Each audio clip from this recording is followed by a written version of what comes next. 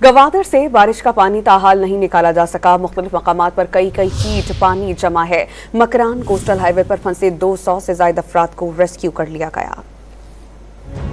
पाकिस्तान का दूसरा बड़ा पोर्ट शहर गवादर अब तक बरसाती पानी में डूबा हुआ है। बारिश रुकने के कई घंटों बाद भी शहर की मुख्तलिफ कॉलोनीज तालाब का मंजर पेश कर रही हैं। नकासियाब के लिए इंतजामिया ने मजीद मशीनरी मंगवा ली। सड़कों पर कट्स लगाकर बारिश के पानी को निकाला जा रहा है। शहर में बिजली की फराहमी भी बहाल न हो सकी। सैलाबी सूरत हाल के पेश नजर गवादर एयरपोर्ट पर फ्लाइट ऑपरेशन मंगल तक मुअत्तल कर दिया गया। पाक फौज के जवान मुख्तलिफ मकामात पर इमदादी कार्रवाइयों में मसरूफ हैं। उधर मकरान कोस्टल हाईवे का एक हिस्सा बह जाने से फंसने वाले अफराद को निकालने के लिए ईदी रजाकारों ने रेस्क्यू ऑपरेशन किया। कामयाब ऑपरेशन में 2 रोज से फंसे 200 से ज्यादा अफराद रेस्क्यू किए गए।